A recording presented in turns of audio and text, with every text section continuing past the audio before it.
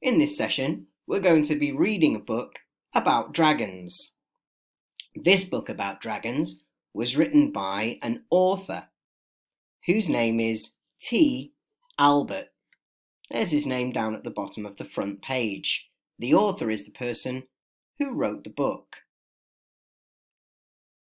Sometimes there is an illustrator.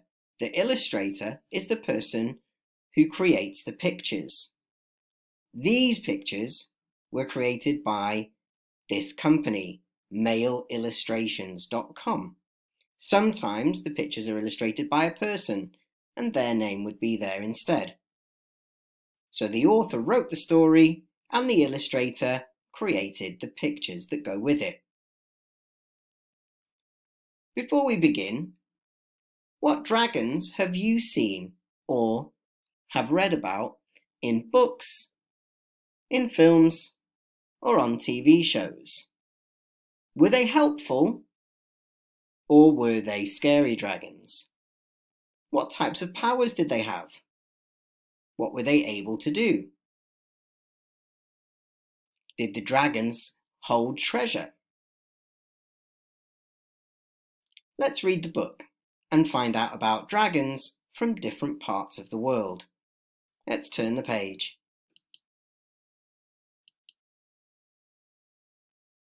Let's read some fun facts about dragons. In Greek, dragon means a huge snake or a water snake. A dragon is an imaginary animal. There are many popular stories about dragons in countries all over the world. In most European stories, dragons are evil creatures, but Chinese folk tales are mostly about kind and helpful dragons. Is that a similarity or a difference? That's right, it's a difference. In Europe, the dragons are often evil, and in Chinese stories, the dragons are often kind and helpful. The dragons you know, would they be more likely to be European dragons or dragons from China? Would they be helpful or evil dragons? Let's turn the page. Chinese dragons. The Chinese love dragons. They believe that the dragon is powerful and wise and brings good luck. There are many temples built to honor the dragons in China. Chinese dragons are snake-like, wingless animals with 4 legs and 5 claws on each leg. 1, 2, 3, 4, 5. According to stories, Chinese dragons have a magic pearl, which gives them the power to fly and go into heaven. So Chinese dragons get their powers from the magic pearl. Can you find the pearl in this picture? That's right, there it is. The dragon is holding it in its claws. Let's count the claws together. 1, 2, 3, 4, 5. The Chinese also believe that dragons control water, rainfall, hurricane, and floods. Let's turn the page. Korean dragons.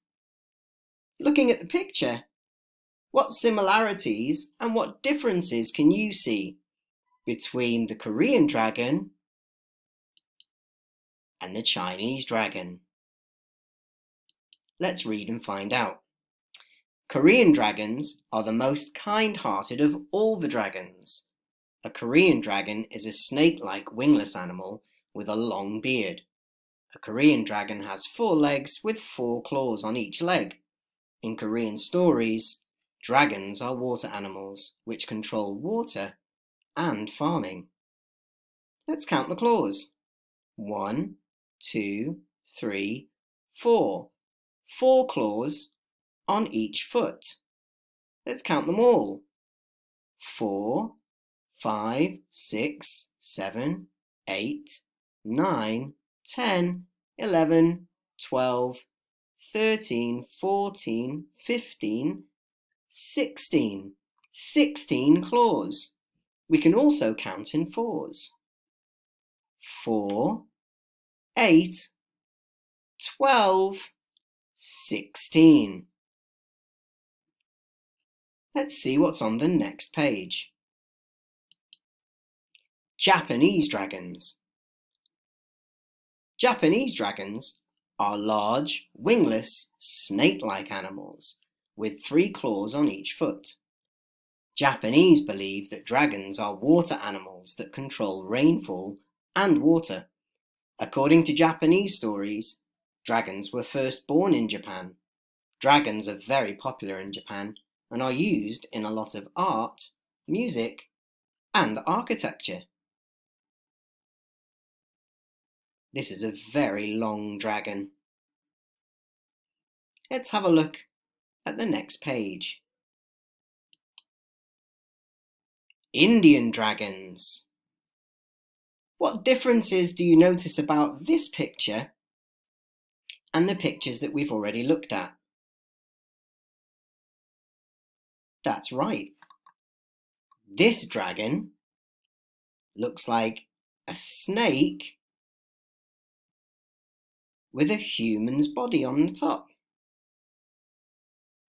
Let's read about Indian dragons. Indian dragons are wingless animals that are half snake and half human. Indian dragons are called Nagas and are said to live in an underground kingdom. In Indian stories, Nagas are found in rivers, lakes, and seas, and they are believed to be guardians of great treasures. Do you know any dragons that have been guardians of treasures? And what types of treasures were they guarding? Let's turn the page. Filipino dragons. What differences can you see between this picture and the pictures we've seen already? What type of dragon do you think this one is? Do you think this is a good dragon, or do you think this one would cause problems? Let's read. The Filipino dragon is called Bakunawa, which means moon eater.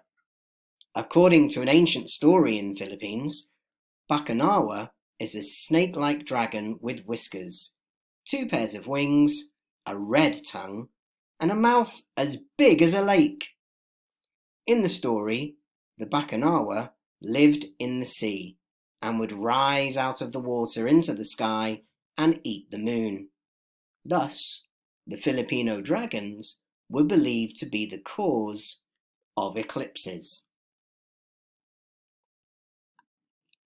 Let's turn the page. Welsh dragons. Have you seen a picture of a Welsh dragon? Or a model? Have you been to Wales? What type of dragon do you think this would be? Would it be a helpful dragon? Would it be a dragon that guards treasure? Or would it be a dragon that fought a knight? The flag of Wales has a red dragon in a green and white field. The flag tells the story of the red dragon which saved Wales from the icy white dragon, but died after the fight. The Welsh flag was made to honour the red dragon and remember him forever.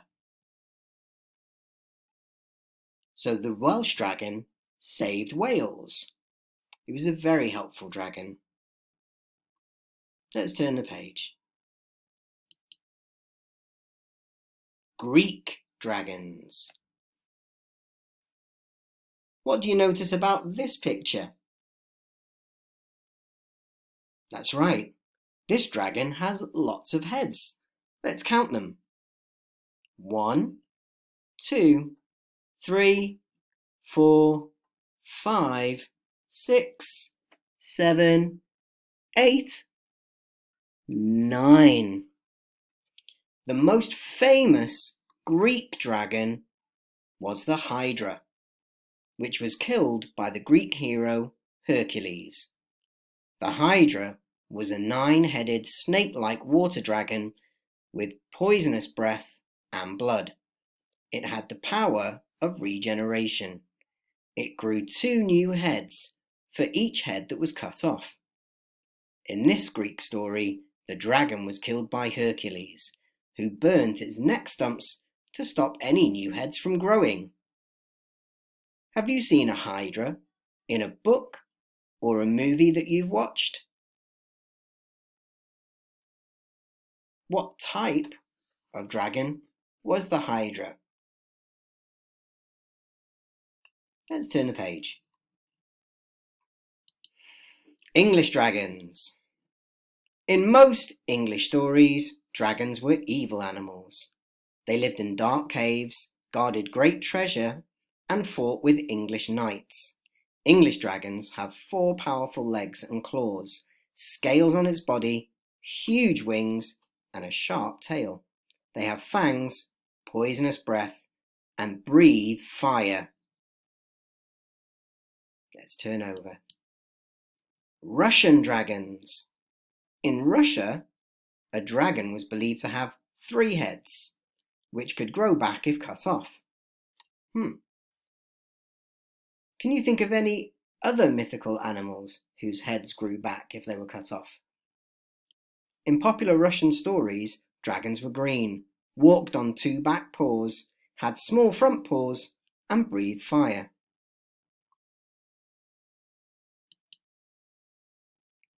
Scandinavian dragons.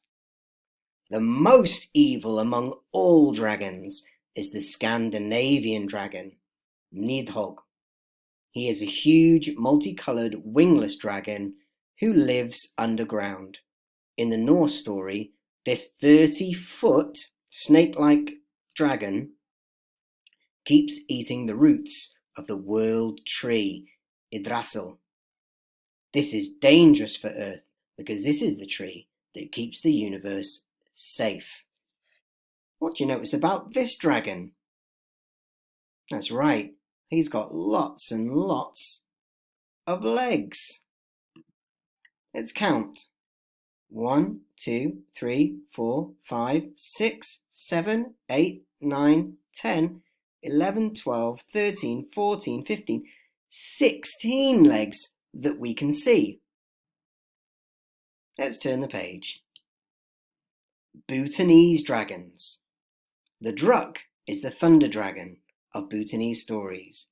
This dragon is the national symbol of Bhutan. The thunder dragon is a giant, snake-like, wingless animal with 4 legs and scales on its body. The flag of Bhutan has a Druk, and the Bhutanese people call their country Druk Yul, land of Druk. Let's turn over. That is the end of our book about dragons, written by T. Albert, the author, and illustrated by this company. I hope you enjoyed looking at the pictures and can think about what were the similarities and differences between the dragons we've looked at today and the dragons that you've seen or read about.